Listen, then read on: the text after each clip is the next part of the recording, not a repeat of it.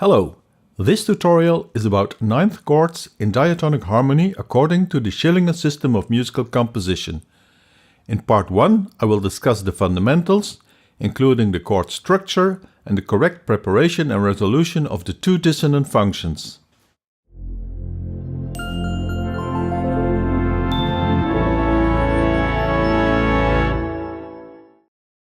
Essential characteristics of the Schillinger Diatonic Harmony System are that the chord roots are taken from a 7-pitch diatonic scale, that chord structures are built in thirds, that higher chordal functions such as the 7 and 9 will create dissonant intervals, and finally that the chord progression is based on root cycles. For those of you unfamiliar with the Schillinger system of musical composition, I've prepared a movie that introduces the nomenclature and symbols used, plus various aspects of the diatonic harmony system. In his special theory of harmony, Schillinger introduces dissonant chord structures in the chapter about the 7th chord. The chordal function 7 creates a dissonant interval with the chord root, and therefore this note must be handled carefully in order to achieve tension build-up and release in a chord progression. This involves proper preparation and resolution. For a more in-depth treatment of this subject, watch my tutorial about the 7th chord on this channel. This diagram shows the principle of handling a dissonant interval in harmony. In the G minor 7th chord, the chordal function 7, the C, forms a dissonant interval of a minor 7th with the root D. This requires the neighboring notes in this part to be local consonants.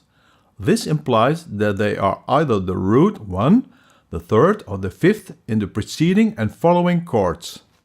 The preparation may be either through a suspended note as shown here, or alternatively by a descending or ascending step. The resolution requires stepwise descending motion.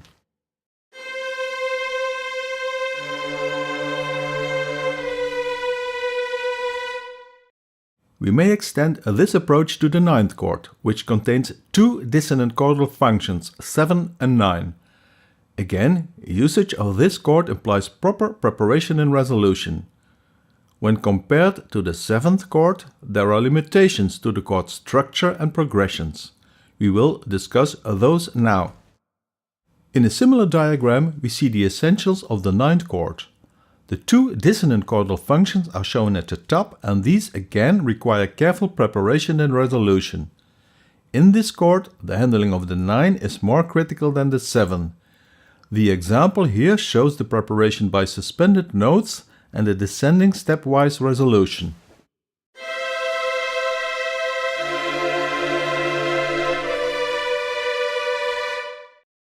In the case of the 7th chord, we were free in using chord inversions and close or open position voicing.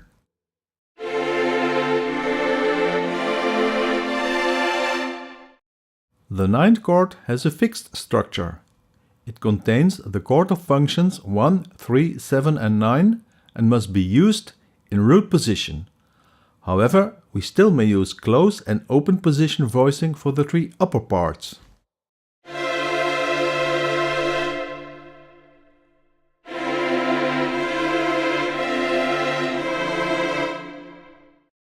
Here's an example of a chord progression with a series of connected 7th chords. Note the various preparations and stepwise descending resolution of the 7. We may juxtapose this with triads. In contrast, the 9th chord may only be used as an isolated chord, surrounded by either triads or 7th chords.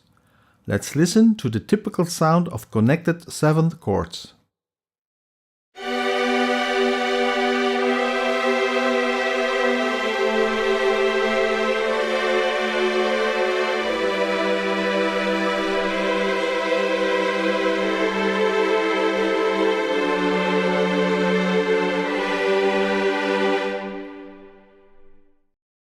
Now we will look in more detail at all possible options for the 9th chord, starting with the resolution. We may occasionally see the resolution of a single dissonant interval. When this is the case, it must be the 9 that resolves by stepwise descending motion. In this example, we see the 9 becoming the consonant doubled root of the D minor 7 chord. The root does not change, only the chord structure. So here we have diatonic root cycle R0. The dissonant 7 is suspended and will require delayed resolution.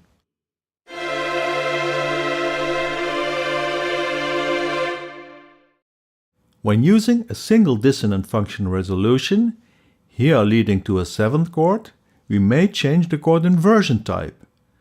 Here we move towards the second inversion with the bass part leaping into the chordal function 5.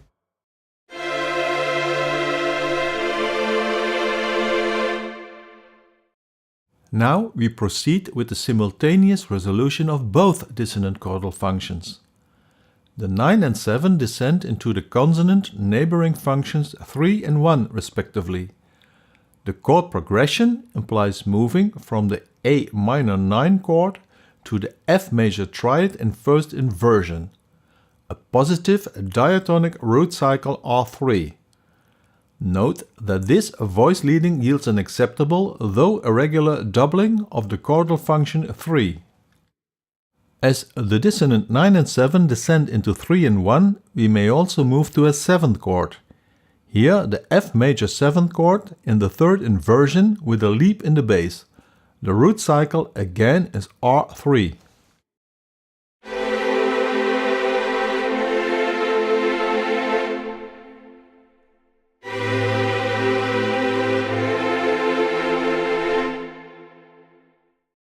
The next option is the resolution of 9 and 7 into the consonant neighboring functions 5 and 3.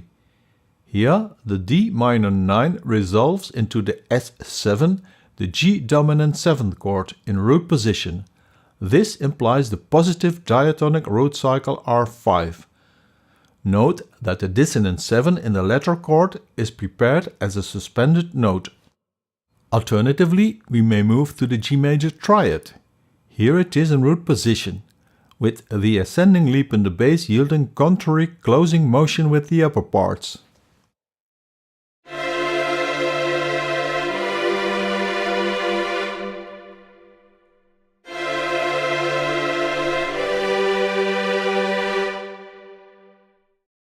The final resolution option is descending into the neighboring functions 7 and 5. The example shows D minor 9 towards the E minor 7, a positive root cycle R7, with the function 7 in the latter chord prepared by descending stepwise motion. Also note that the voice leading contains 2 pairs of parallel consonant thirds in contrary motion.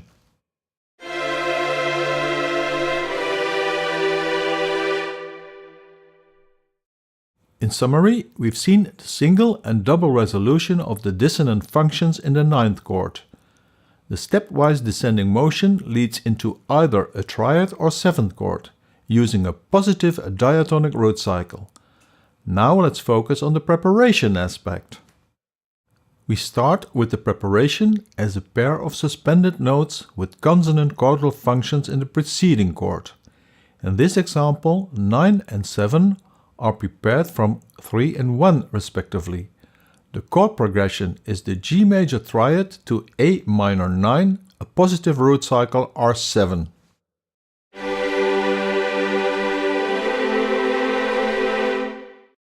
The second option is suspending from the neighboring function 5 and 3 in the G major triad. Note that here we see inverted upper functions, with the consonant 6th interval between these chordal functions. The progression into the C major 7th chord corresponds to a positive root cycle R5. There's a leaping middle voice.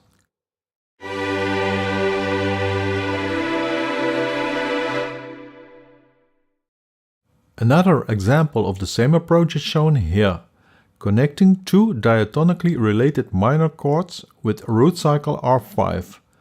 Try and develop hearing the typical sound and flavor of the major and minor 9th chord.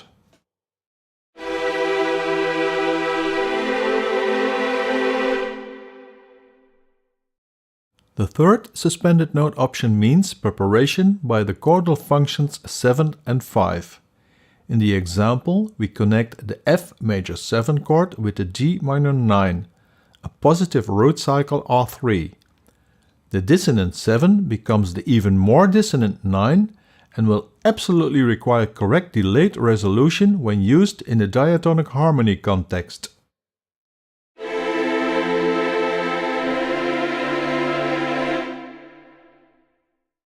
There's a voice leading trick that I've demonstrated in earlier movies. This is the swapping of neighboring functions when they are common notes. Here we see the octave exchange of the pitches E and C. The resulting voice leading leaps are acceptable.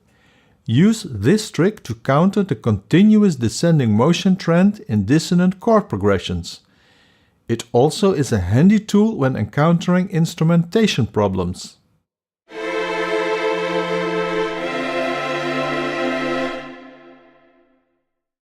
Next, we're going to look at preparation by descending steps. The first case is a descent from consonant chordal functions 3 and 1. This implies a change of chord structure. Here, from the D minor triad into the D minor 9 chord, at root cycle R0. The upper voices will yield a passing tone pattern when these dissonant pitches later resolve.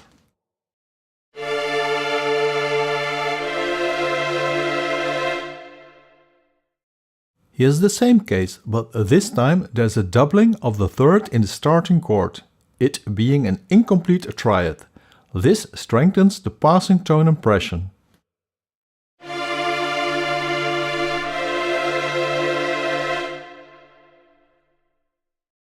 This time we're preparing the dissonant notes descending from the functions 5 and 3. The progression is from the D minor triad into the F major 9 chord. This is the first occurrence of a negative diatonic root cycle, in this case R-3. Note that we need careful voice leading. The ascending bass compensates the descending motion in the upper voices.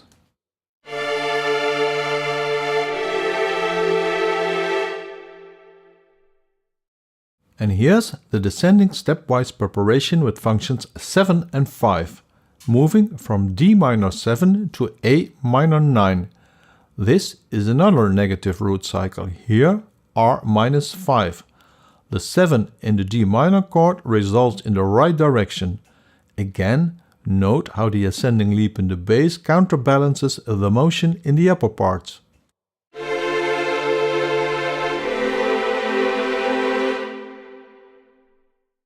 Finally, we study preparation by ascending steps, beginning with functions 3 and 1.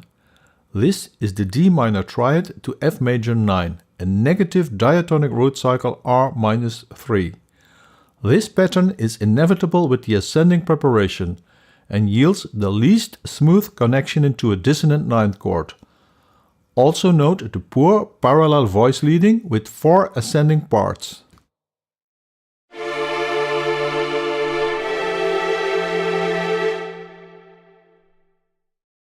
Next is the ascending preparation from 5 and 3. The G major triad is connected with D minor 9 through a R-5 root cycle. In the example, I've used opening contrary motion voice leading.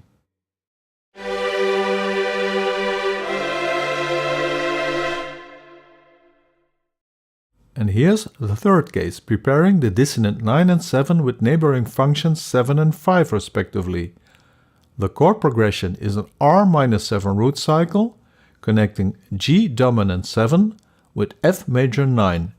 The incorrect ascending resolution of the F in the first chord is acceptable here, since the appropriate preparation of the highly dissonant 9th chord is more important.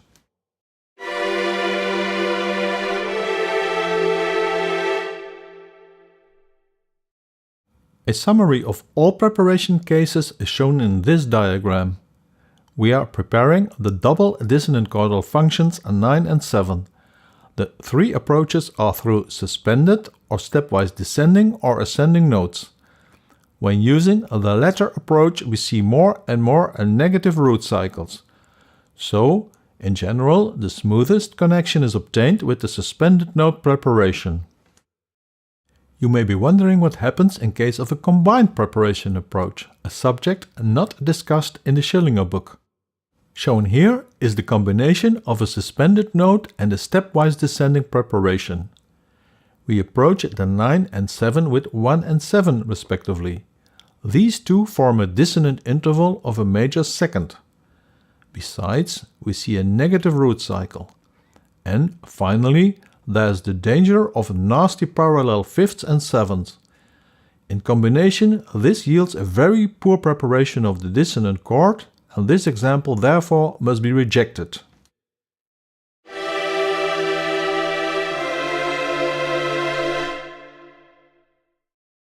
The voice leading is somewhat improved when we start from a first inversion of the preparation chord E minor 7.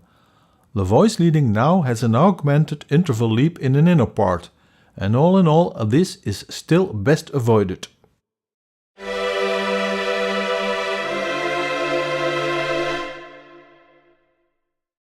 A combination of suspended note with ascending step is shown here, when 9 and 7 are prepared from 1 and 5 respectively.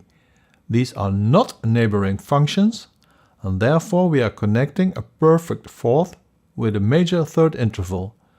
The root cycle going from the E minor triad to the D minor 9 is R minus 7. The voice leading shows contrary stepwise motion in the lower parts, and to my ears this case is more acceptable than the previous example, although it still has some peculiarities.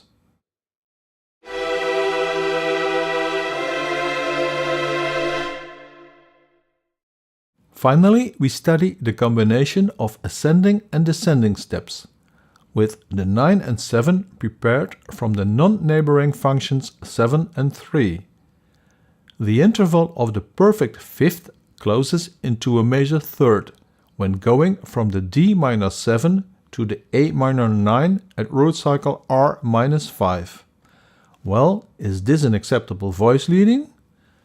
Note how the outer parts move in a parallel direction into the dissonant ninth interval.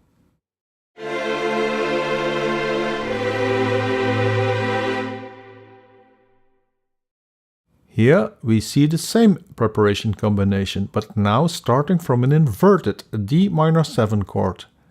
This voicing leads to parallel dissonant sevenths and should therefore be rejected as well.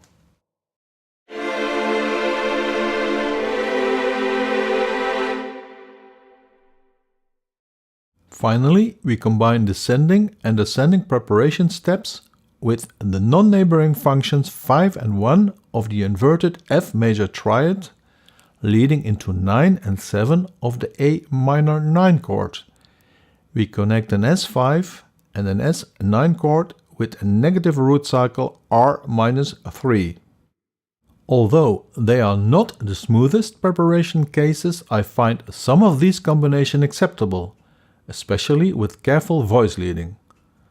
However, I've come to the conclusion that the concept of preparation by neighboring functions that form consonant parallel thirds or sixths is essential in the Schillinger discussion in the diatonic harmony system. He rejects all other options that might endanger the smoothest possible connection with the highly dissonant ninth chord.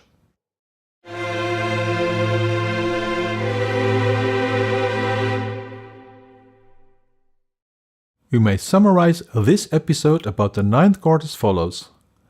This chord structure has two dissonant chordal functions, 7 and 9. We must use these chords in root position with a fixed structure. We may not connect multiple ninth chords.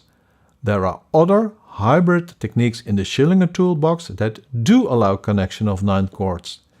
You may find appropriate movies on my channel already. There may be the occasional single dissonant resolution, but in general, both will resolve by descending stepwise motion. There are 3 preparation approaches based on neighboring consonant functions that are suspended or use a stepwise motion. Resolution implies a positive root cycle. We may see negative diatonic root cycles in the preparation. Voice leading may yield occasional leaps or irregular resolution. Where do we go next?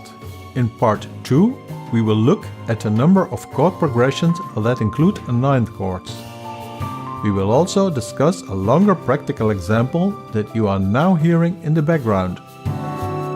At the end of this movie, I would like to encourage you to subscribe to my channel in case you have not done so yet. Share and like these tutorials and please support my efforts. This may be done through a donation button on my website, where you also may find additional useful content. Thanks for watching.